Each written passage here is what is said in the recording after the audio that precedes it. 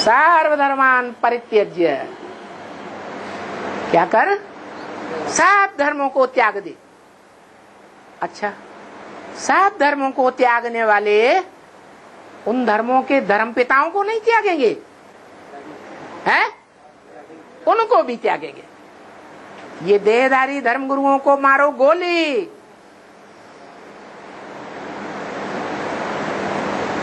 उनको भी ज्ञान सुना करके ज्ञान की गोली बरसाएंगे। डरने वाले नहीं होंगे। बाप के बच्चे ज्ञान की गोली सुनाने में डरेंगे धर्म पिताओं से, धर्म गुरुओं से नहीं। और ये भी बता दें कि वो धर्म गुरु बाहर की दुनिया में ही नहीं होते हैं, 500-700 करोड़ की दुनिया में। ब्राह्मणों की जो आधार मूर्तों की दुनिया है बेसिक नॉलेज में, वहां भी देहधारी धर्मगुरु भरे पड़े हैं। एक एक मनुष्य मात्र देहधारी धर्मगुरु है। ब्रह्मा भी देहधारी धर्मगुरु है या नहीं है? वो भी देहधारी धर्मगुरु। वो आधार मूर्त जड़ों के रूप में, और उन जड़ों को भी पैदा करने वाले कौन होते हैं? बीज होते हैं। वो बीज रूप आत्माओं की दुनिया में, बीज रूप ब्राह्मणों की दुनिया में भी देहधारी धर्मगुरु भरे पड़े हैं। इसलिए बोला, ब्रह्मा कुमार या कुमारियों की भी जो मत मिले उसे भी जज करना है कि वो मत राइट है या रंग है। कैसे जज करेंगे? मुरली से टैली करना है, क्योंकि स्पष्ट बता दिया बच्चों को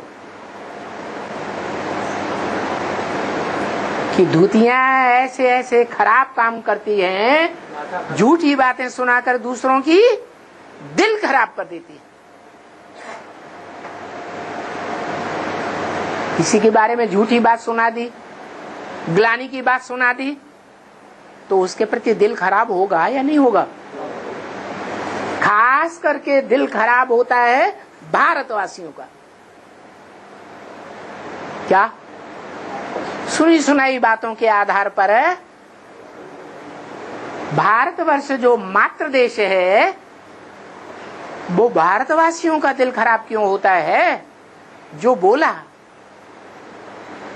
भारतवासियों ने खास सुनी सुनाई बातों से दुर्गति पाई है। हा? किसने दुर्गति पाई?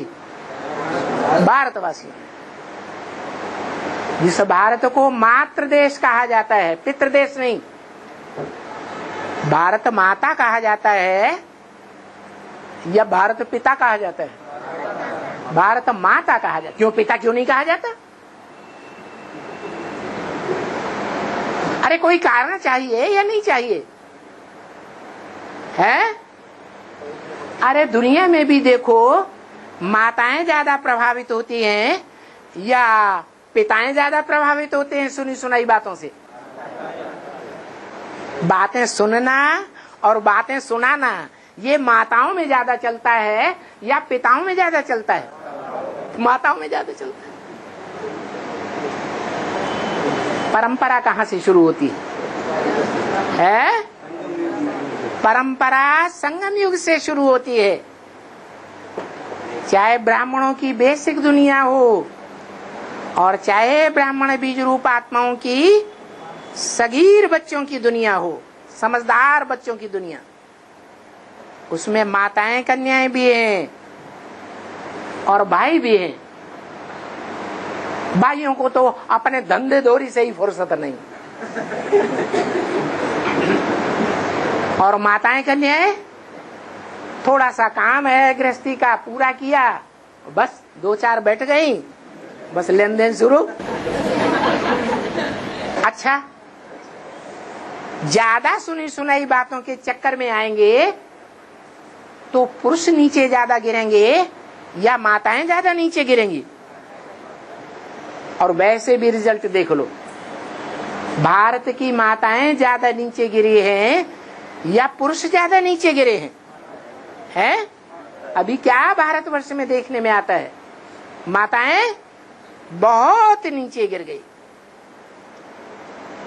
माताओं के हाथ में कोई सत्ता नहीं रही, तन की भी सत्ता नहीं,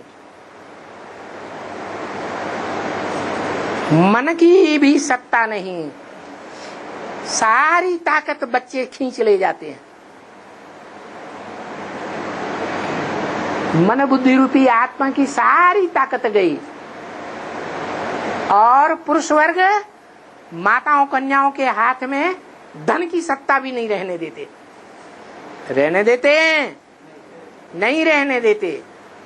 तो देखो, ये सुनी सुनाई बातों के आधार पर भारतवासियों ने दुर्गति सबसे जास्ती पाई।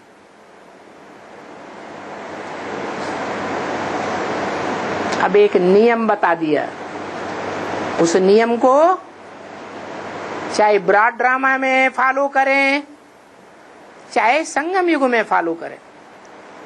संगम में विशेष अलर्ट रहने की बात है, क्योंकि यहां जैसी शूटिंग करेंगे 84 जन्मों में वैसा ही ड्रामा बन जाएगा। तो खास यहाँ किस बात पर ध्यान देना है? कोई भी देहधारी की सुनी सुनाई बातों पर विश्वास पक्का पक्का तुरंत नहीं कर लेना है। एक एक बात को बाबा की वाणी से जज करना है, वो बात राइट है या रंग है। तो बताया, ये ज्ञान होना चाहिए। ज्ञान माने जानकारी, पहचान, अपनी आत्मा की पहचान कि हम आत्मा कौन से वर्ग की आत्मा है। पक्की पक्की सूर्यवंशी आत्मा है या चंद्रवंशी है, इस्लाम वंशी है, बौद्धी वंशी है। कहाँ जाकर के विशेष पार्ट बजाने वाले हैं? पक्की पहचान हुई या नहीं हुई है? फलक से नहीं कहा हुई, क्योंकि जानते हैं कि अंदर अंदर बाप के ऊपर कुछ न कुछ निश्चय आता जरूर रहता है। खुद के अंदर से खुद ना आए तो कम से कम दूसरी आत्मा निश्चय दिलाती रहती। उन सुनी सुनी बातों पर बीच बीच में विश्वास कायम होता रहता है। तो मुख्य बात है ज्ञान की, पहचान की, जानकारी की। और वो जानकारी भी पहले पहले कहाँ से मिलती है?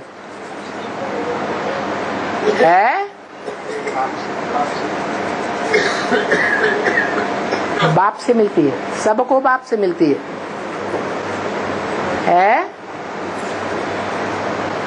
जो भी बाप के बच्चे हैं, उन बच्चों को जानकारी डायरेक्ट बाप से मिलती है या सूर्यवंशी बच्चों से भी मिलती है? ज्ञान सूर्य से डायरेक्ट मिलती है या सूर्यवंशी बच्चों से भी मिलती है? सूर्यवंशी बच्चों से भी मिलती है। सूर्यवंशी बच्चों से जानकारी लेने वालों की संख्या ज्यादा है या डायरेक्ट ज्ञान सूर्य से जानकारी लेने वालों की संख्या ज्यादा है?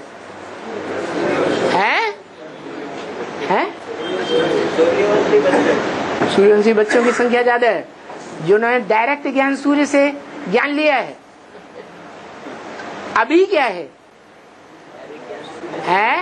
अभी औरों से सुन करके ज्यादा लेते हैं या ज्ञान सूर्य से ही सुन करके ज्यादा लेते हैं?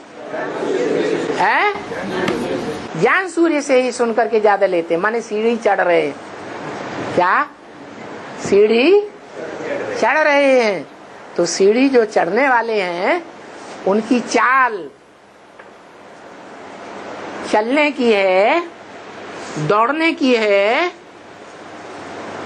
उड़ने की है, या हाई जंप लगाने की है? हैं? कहां तक बाप के नजदीक पहुंचे हैं? क्योंकि जो जास्ती नजदीक होंगे वो जास्ती लेन देन करेंगे डायरेक्ट, या जो दूर होंगे वो जास्ती लेन देन करेंगे? हैं? नजदीक वाले जास्ती करेंगे। उसको कहते हैं उपासक। जितने भी उपनिषद हैं, पुराण हैं, उनमें ये बातें आई हैं कि गुरुओं के नजदीक आसन मार करके जो शिष्य बैठते हैं वो ज्यादा होशियार विद्वान हो गए। उनको कहते हैं उपासक। उप माना नजदीक, आसक माने आसन मार करके बैठने वाले। और वो उपासना भी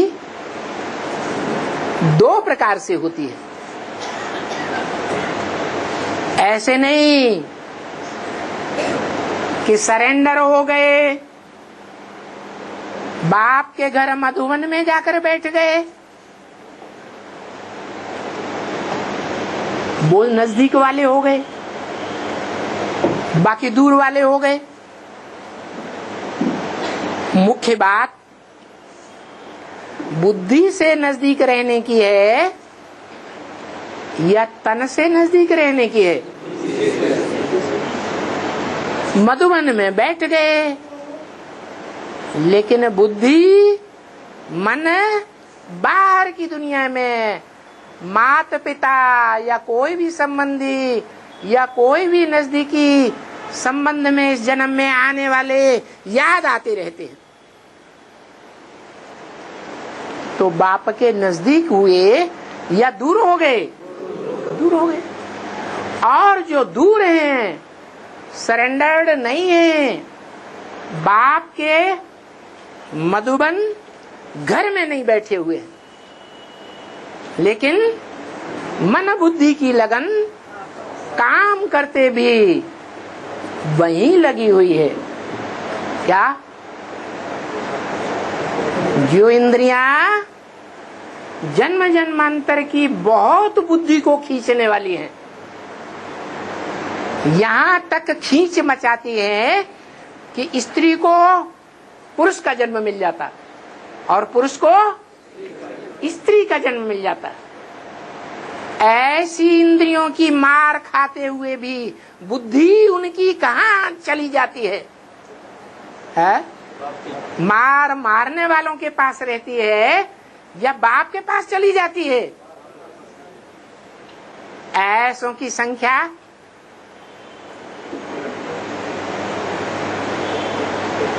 जो बनती है उन्हें क्या कहा जाता है? माताएं, पिताएं, कुमार या कुमारियां? माताओं में भी सब माताएं नहीं।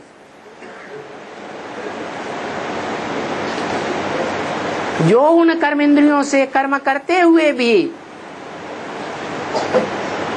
बाप की याद में रहती हैं, अच्छी तरह से बुद्धि में बैठ जाता है।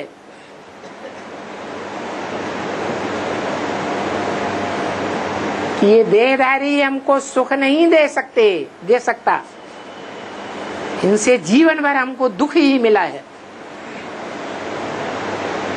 तो उसकी याद में रहती है या बाप की याद में रहती है? उन माताओं को क्या कहते हैं? अरे बांधेली माताएं। सबसे जास्ती याद किसको आती है? अधर कुमारियों को आती है, कुमारियों को आती है, कुमारों को आती है, अधर कुमारों को आती है, या बांधेली माताओं को याद आती है? तो देखो, शरीर से दूर हैं,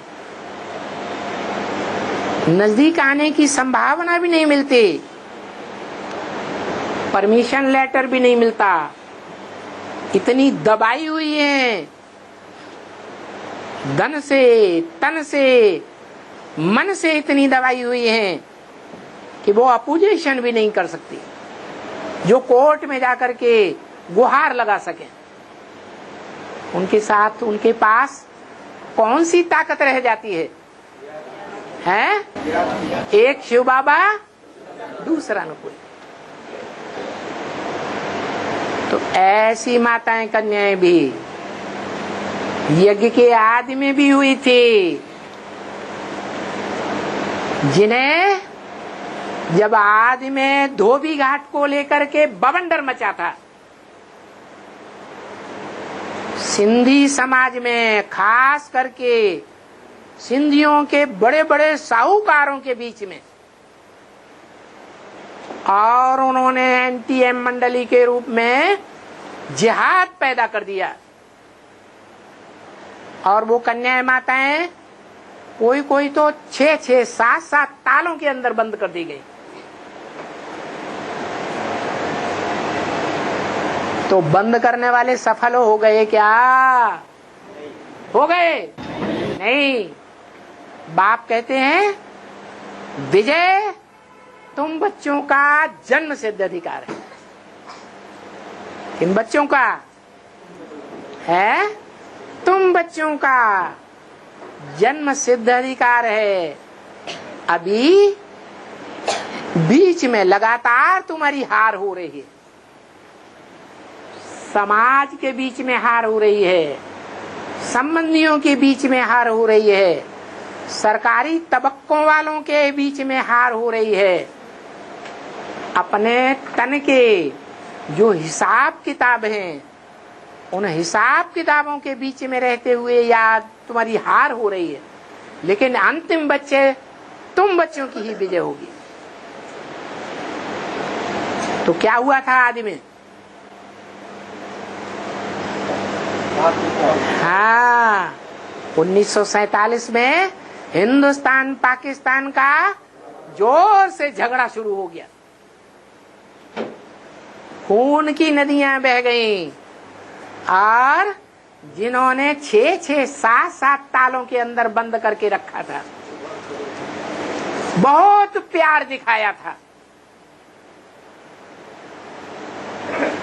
उनकी पोल पट्टी खुल गई।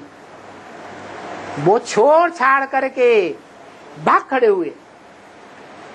न बच्चों की याद रही, न बीवी की याद रही, न बहन की याद रही, न बेटी की याद रही, अपनी अपनी जान लेकर के भाग खड़े हुए। और उन कन्याओं माताओं को छुटकारा मिल गया। जो आदि में हुआ वो अंत में भी होना है। इसलिए जो ज्ञान मिला है, जो जानकारी मिली है, जो वेद के महावाक्य मिले हुए हैं, कहते हैं वेद ब्रह्मा के मुख से निकले थे। कहां से? मुख से, गोद से नहीं, मुख से निकले हुए इन वेद वाक्यों को जिन मुखवंशावली ब्राह्मणों ने धारण किया, वो मुखवंशावली ब्राह्मण इतने दृढ़ प्रतिज्ञा वाले होते हैं कि चाहे कितनी भी बीच में हार होती रहे, जब तक युद्ध का अंतिम रिजल्ट नहीं आता है,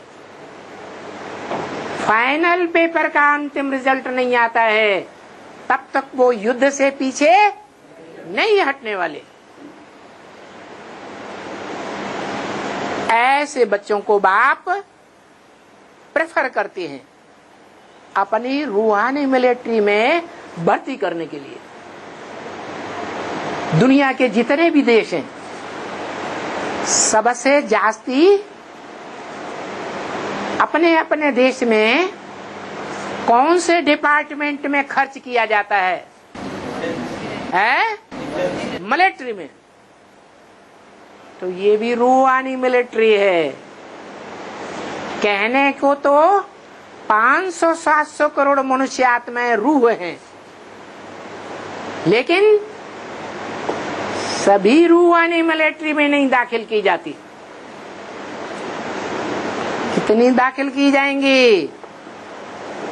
है कितनी संख्या है? सिर्फ है 4.5 लाख।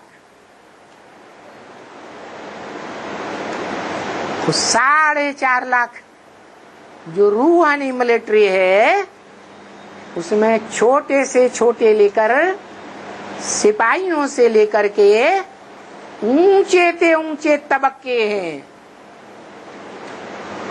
और उस मिलिट्री के संगठन में एक ये खास बात है, जो खास बात और किसी डिपार्टमेंट में देखने को नहीं मिलेगी। बताओ कौन सी खास बात? हाँ, जो अपने से ऊंचा ऑफिसर बोलेगा, उसके अंडर में काम करने वाले सबको ऑर्डर मानना ही पड़ेगा।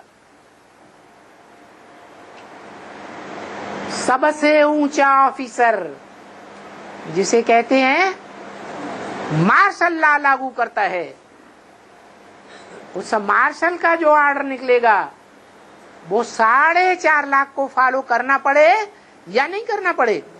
करना पड़े। आज स्टेज क्या है?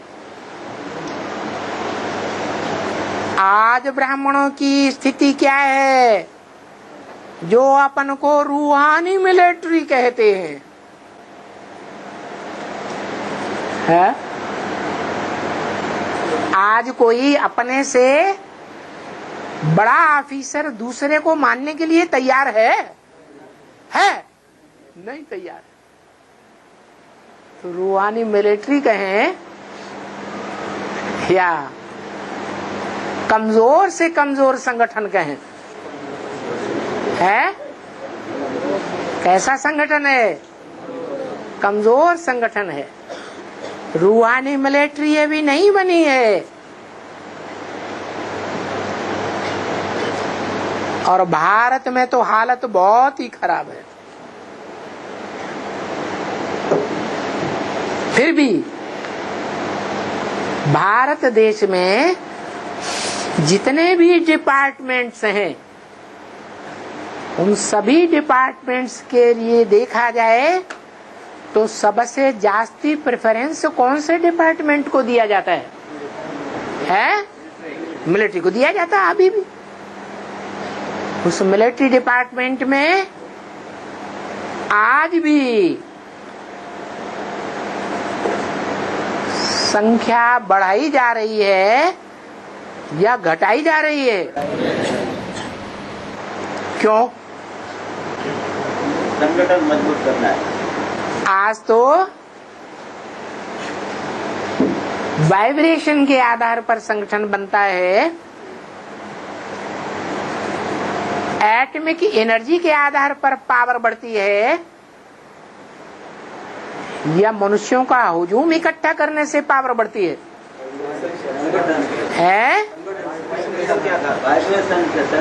हाँ, वाइब्रेशन का संगठन अरे एक जैसा होगा तो वो बम का काम करेगा। सबसे बड़े से बड़ा बम कौन सा है? परमात्मा प्रत्यक्षता बम। और उस परमात्मा बाप को कौन प्रत्यक्ष करेंगे? है? हाँ जी, वो रूहानी मिलिट्री प्रत्यक्ष करेगी।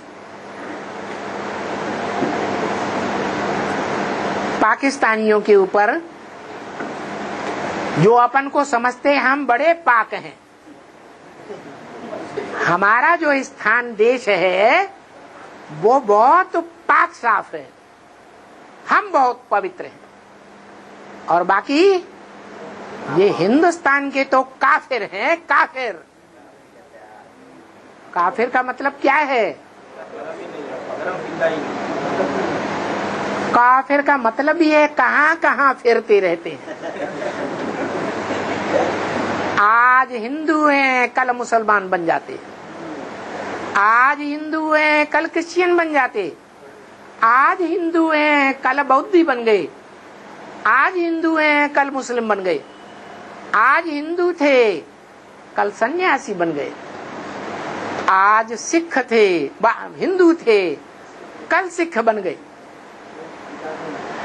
जन्म जन्मांतर हिंदू रहे, फिर जहां देखा नया धर्म चालू हुआ, नए धर्म में पुराण खंडियों की बहुत भर्त्सना की गई, बहुत ग्लानि की गई, बस उस ग्लानि वाली पार्टी को ही अपना लिया। जन्म जन्मांतर और धर्मों में कन्वर्ट होते रहे। उनका धर्म ही है, कोई धर्म सच्चा नहीं। न देवी देवता धर्म वाले जो हिंदू बन गए, न इब्राहिम का इस्लाम धर्म, न बौद्धी धर्म, न क्रिश्चियन धर्म, सब धर्मों को लात मारते गए और अंत में आकर के भारत में जन्म लिया तो अपना राज्य अलग बना के बैठ गए। राज्य की क्या खासियत बताई? धर्मनिरपेक्ष राज्य। कैसा राज्य? धर्म की कोई अपेक्षा नहीं है, चाहे हिंदू हो, चाहे देवता हो, चाहे इस्लामी हो, बौद्धी हो, सब धर्म झूठे। हाँ, किसी को मानना हो तो कोई भी धर्म मानो, लेकिन हमको वोट दे दो, हमें तुम्हारे धर्म से कोई गुरेज नहीं। तो ऐसे भी हैं यहाँ भारतवर्ष में, उनकी संख्या सबसे जास्ती है और बीज रूपात्माओं में भी उनकी संख्या जास्ती है, आधार मूर्त बेसिक वालों में भी उनकी संख्या जास्ती है। अभी बाप कहते हैं ये सब अलग अलग धर्मों के अलग अलग डिपार्टमेंट्स हैं, असली मेरा डिपार्टमेंट मेरे बच्चों का है। क्या? कौन सा नाम है? रूहानी मिलिट्री। इस रूहानी मिलिट्री में राजधानी स्थापन होगी तो पहले पहले कितने निकलेंगे? हैं? 4.5 लाख निकल पड़ेंगे। पूरी राजधानी पहले ही स्थापन हो जाएगी 1 सेकंड में। हैं? 8 ही निकलेंगे। जो 8 निकलेंगे वो राजधानी के पक्के पक्के 100% रंग रूट होंगे या कमजोरी वाले होंगे? हैं? पक्के पक्के रंग रूट 8 होंगे। कैसे रंग रूट? जो मार्शल को आदि से लेकर के अंतिम 84वें जन्म तक पूरा सहयोग देने के लिए बंधे हुए, कभी भी धोखा देने वाले नहीं होंगे। ऐसी पक्की आत्माओं की राजधानी स्थापन होगी। परंतु ये नियम है, जो नीचे नहीं गिरता वो ऊंचा भी नहीं उठ सकता। तो ये 8 को भी माया छोड़ती नहीं है, माया किसी को भी छोड़ती नहीं है। एक बाप के अलावा और कोई भी आत्मा ऐसी नहीं है जिसको माया छोड़ दे। सबके ऊपर जीत पाती है। एक बाप से भी पूरी लड़ाई लड़ती है। क्या? कैसी लड़ाई लड़ती है? जो बाप के 3 बच्चे कहे जाते हैं, ऊंचे के ऊंचे देवता, त्रिदेव शिव कहा जाता है, उन 3 देवताओं की भी कोई हालत गिराने में कसर नहीं छोड़ती। क्या? आज भी माताएं गीत गाती हैं गांव में, माया नजरिया मारी गई रे, ब्रह्मा को मारी, विष्णु को मारी, शंकर की दाढ़ी हिलाई गई रे। बोलो, उसकी भी छोड़ी नहीं, लेकिन मार नहीं सके। अब बताओ, ये दाढ़ी मूछ किस बात की निशानी है? देवभान की निशानी है। देवभान में भी क्या माताओं को देवभान नहीं होती है? उनको दाढ़ी मूछ होती है?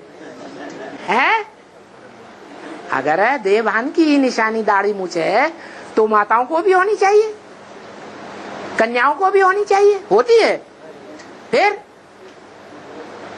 ये दाढ़ी मूछ निशानी है विकारी इंद्रिय की, है की पुरुष इंद्रिय की। ये दाढ़ी मूछ जो पुरुष इंद्रिय है, उस इंद्रियों को भी जो पूजी जाती है भारतवर्ष में, कौन सी कर्म इंद्रिय भारतवर्ष में पूजी जाती है? और दुनिया में सबसे जास्ती उसकी यादगारें मिली है। कौन सी यादगार? लिंग यादगार। जो बाप कहते हैं मेरा लिंग ही पूजा जाता है और देवताओं का लिंग नहीं पूजा जाता, और मेरा लिंग ही पूजा जाता है। और देवताओं की सब इंद्रियां पूजी जाती हैं, नेत्र कमल, मुख कमल, ऐसे कहते हैं ना, हस्त कमल, पाद कमल। तो कमल के रूप में, किंग फ्लावर के रूप में उसकी पूजा होती है। लेकिन मेरा जो लिंग रूप पूजा जाता है, उसका कारण क्या है? उस लिंग रूप साकार ने, जो बड़ा रूप है मेरा, उसने विकारों पर विजय पाई है। किस आधार पर विजय पाई है?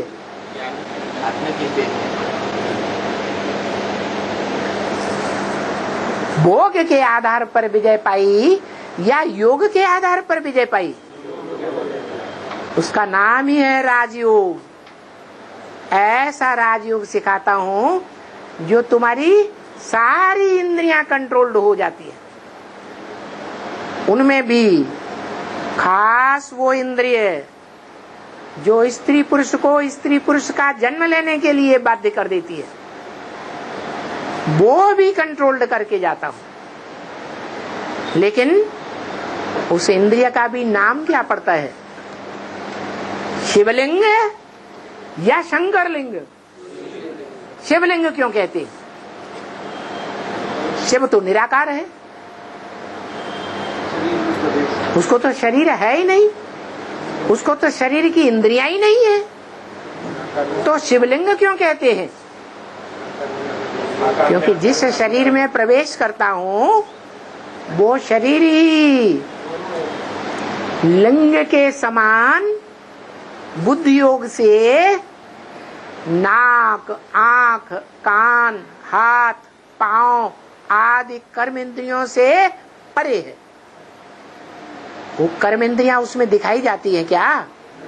ज्ञान इंद्रियां दिखाई जाती हैं क्या? माने उसको इंद्रियां होती नहीं है क्या? होती हैं, लेकिन वो आत्मा की ऐसी स्टेज दिखाई गई। कैसी स्टेज?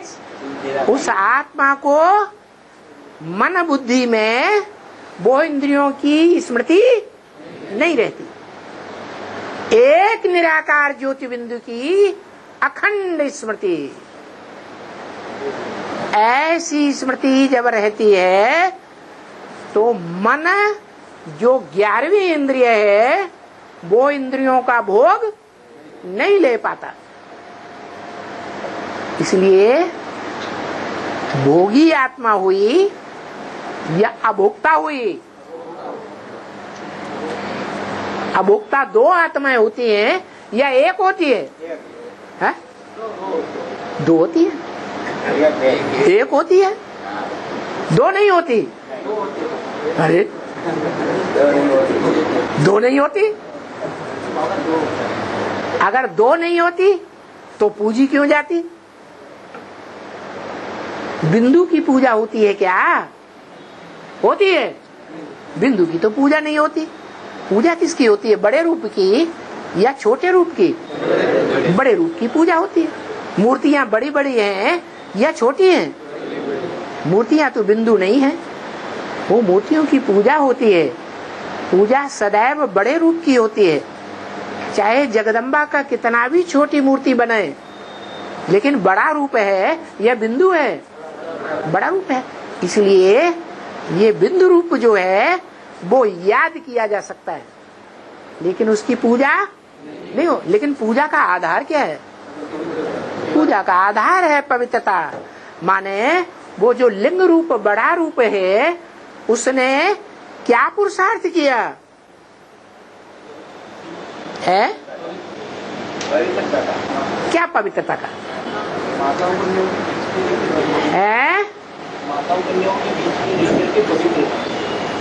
पवित्रता का ये पुरुषार्थ किया कि हर हालात में, हर स्टेज में जो स्टेज कही जाती है यादगार मानी जाती है। काम जीते जगत जीत, इंद्रिय जीते जगत जीत। कौन सी इंद्रिय? काम इंद्रिय जीते जगत जीत। और भारतीय शास्त्रों में शंकर को दिखाते भी हैं।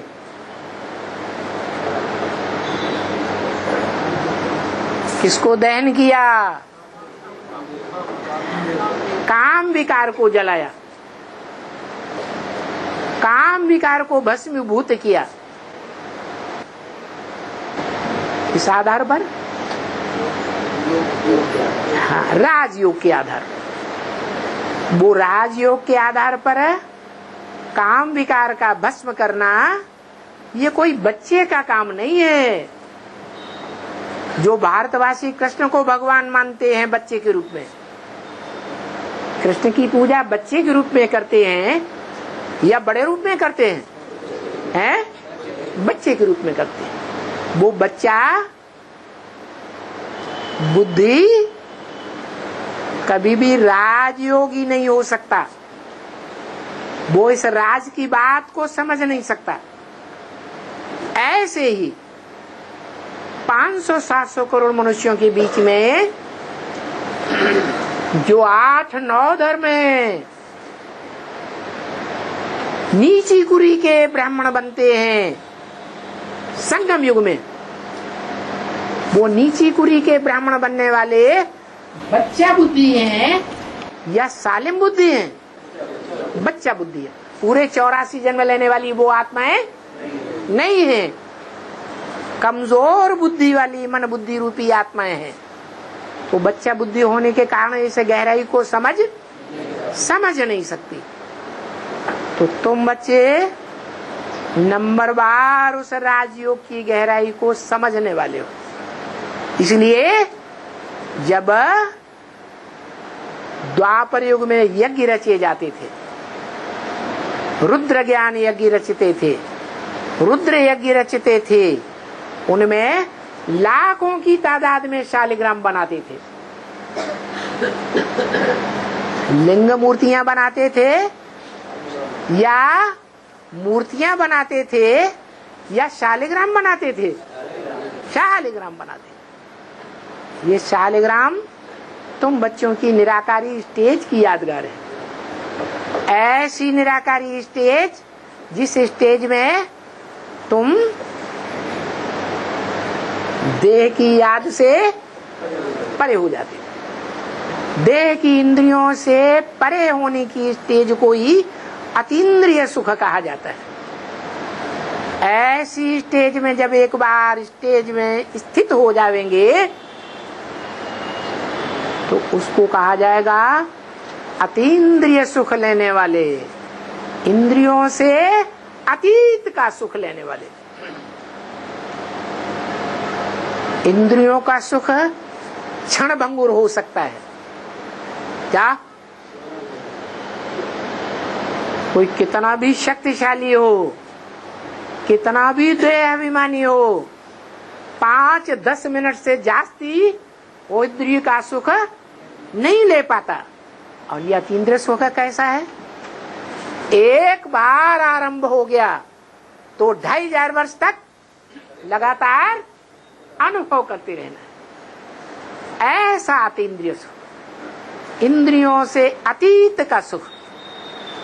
और वो इंद्रियों से अतीत का सुख तभी ले सकते हैं जब पक्के राजयोगी बने। और पक्के राजयोग भी वो ही बन सकते हैं जो पक्के ज्ञानी बनेंगे। अपनी आत्मा की जो पूजा होती है संपन्न रूप में, इस रूप में पूजा होती है शालिग्राम के रूप में। शालिग्राम में और लिंग में क्या अंतर देखने में आता है? हाँ, आत्मा तो छोटी बड़ी नहीं होती है, आत्मा तो बिंदु बिंदु एक ही जैसी। परंतु आत्मा में जो शक्ति है, आत्मा में जो गुण हैं, वो नंबरवार होते हैं या एक जैसे होते हैं? नंबरवार होते हैं। तो नंबरवार शक्तियां धारण करने वाली आत्माएं, नंबरवार गुणों को धारण करने वाली आत्माएं जो बीज रूप में दिखाई जाती हैं, वो शालिग्राम कही जाती है। शाली चावल को कहा जाता है। क्या? शाली माने चावल और ग्राम माने समूह, चावलों का समूह। जब तिलक लगाते हैं आत्मा की स्थिति में विजय का तिलक लगाते हैं तो चावलों का समूह मस्तक पर रखते हैं। इसका मतलब क्या हुआ? इसका मतलब हुआ एक एक बीज रूप आत्माओं के अंदर ढेर के ढेर आधार मूर्त हैं। उन आधार मूर्त और बीज रूप आत्माओं के पीछे पीछे ढेर के ढेर दूसरे धर्मों की आत्माओं की लाइन लगी हुई है। नहीं समझ में आया? ये सारी दुनिया उन बीज रूप बापों की औलाद हैं जिनको वो अंत तक, अंतिम जन्म तक फॉलो करती है। तो ऐसी बीज रूप आत्माओं का संगठन शालिग्राम के रूप में दिखाया जाता है। उनमें देह अभिमान का छिलका नहीं होता। चावलों में छिलका होता है? जब छिलका होता है तो क्या कहते हैं? धान्य, उसे धान कहा जाता है, चावल नहीं कहा जाता। तो ये जो शालिग्राम है वो टोटल उनकी तादाद कितनी है जिनकी भक्ति मार्ग में पूजा भी दिखाते हैं, उनका बनाना भी दिखाते हैं। छोटा सेठ होगा, रुद्र यज्ञ रचेगा तो 1,00,000-2 लाख बनाएगा। बहुत बड़ा साहूकार होगा तो रुद्र यज्ञ रचेगा तो कितने ब्राह्मणों को लगाएगा शालिग्राम बनाने के लिए, और कितने शालिग्राम बनाएगा? लाखों की तादाद। इस 4.5 लाख शालिग्राम हैं जो बाप की रूहानी मिलिट्री में शामिल होते हैं। ये मिलिट्री पूरी तैयार हुई तो ऐसी मिलिट्री है जो सारी दुनिया को कंट्रोल करती है। कब? कौन से जन्म में है? 21 जन्म में तो सारी दुनिया होती नहीं। हाँ, इसी संगम युग में 500-700 करोड़ की सारी दुनिया कंट्रोल्ड होनी है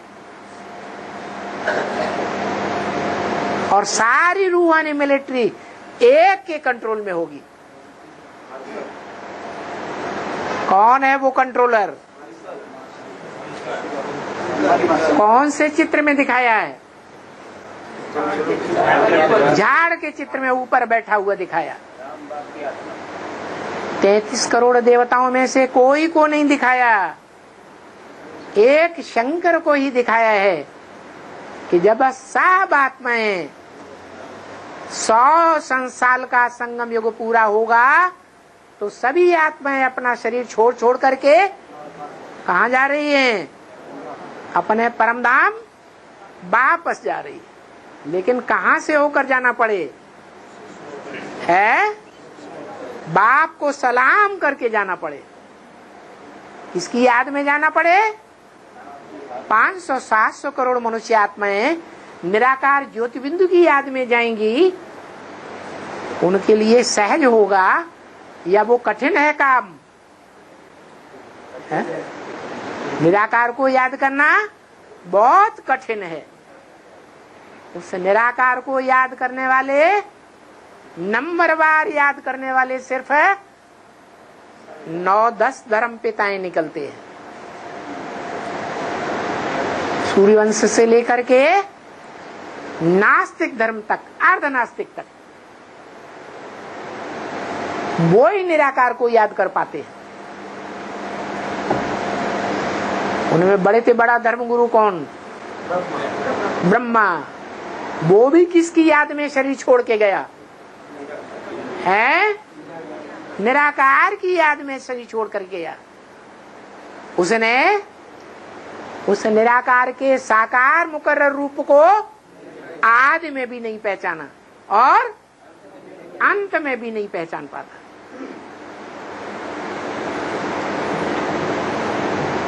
बाकी जितनी भी मनुष्य आत्माएं हैं उन धर्म पिताओं के फॉलोअर्स के रूप में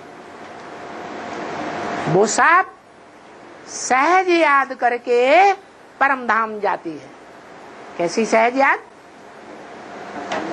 साकार में निराकार को याद करके परम धाम जाती है। निराकारी स्टेज धारण करके जाती है। उनके बीच में भी तुम बच्चों का तो महा सौभाग्य है जिनके लिए बाप बोलते हैं मैं तुम बच्चों को नैनों पर बिठा कर ले जाऊंगा। कैसे ले जाऊंगा? नैनों पर बिठा कर, नाक पर बिठा के नहीं है तो समझो गेंडे की तरह नाक पर बैठा दूंगा, थोड़ी सी हिलेगी तुम यूं गिर पड़ोगी। नहीं, आंखों पर कैसे बैठाएंगे? आंखें तो बहुत छोटी और बच्चे तो नंबरवार बहुत छोटे बड़े, कैसे बैठाएंगे? हैं? हाँ, बोला है अंत में तुम बच्चों को ऐसी पावरफुल दृष्टि दूंगा कि तुम बच्चे देहभान में टिक नहीं सकेंगे। ऑटोमेटिक देहभान छूट जाएगा। ऐसी स्नेह की याद में डूब जाएंगे।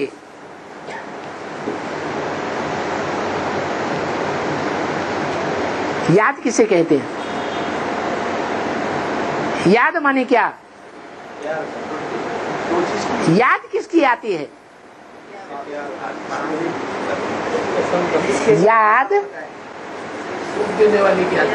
याद सुख देने वाली की आती है या दुख देने वाले की याद आती है? है? सुख देने वाले की याद आती है। तो इस दुनिया में सुख का सागर कहा जाता है। क्या? सुख का सागर कहा जाता है। जो सुख का सागर है वो कभी भी बच्चों को दुख नहीं देता है।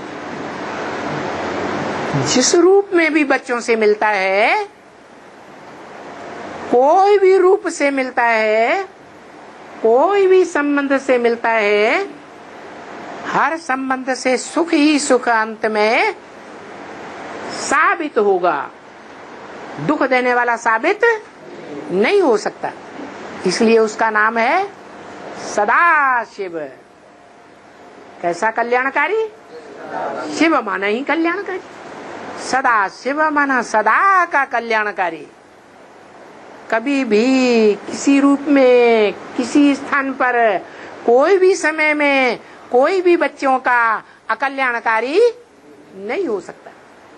अरे अपने बच्चों का अकल्याणकारी तो क्या, जो दूसरे दूसरे धर्म पिताओं के बच्चे बन जाते हैं, बाप को धोखा दे जाते, भारत को धोखा दे जाते, ऐसे बच्चों का भी अकल्याणकारी वो बनने वाला नहीं है। तो देखो, ऐसे बाप को प्रैक्टिकल रूप में तुम बच्चे याद करते हो, सारी दुनिया याद करती है कि इम्प्रैक्टिकल रूप में याद करते हो, है प्रैक्टिकल में रूप में याद करते हो। प्रैक्टिकल कहा जाता है शरीर के साथ। शरीर है तो प्रैक्टिकल है, शरीर ही नहीं तो प्रैक्टिकल भी नहीं। ओम शांति।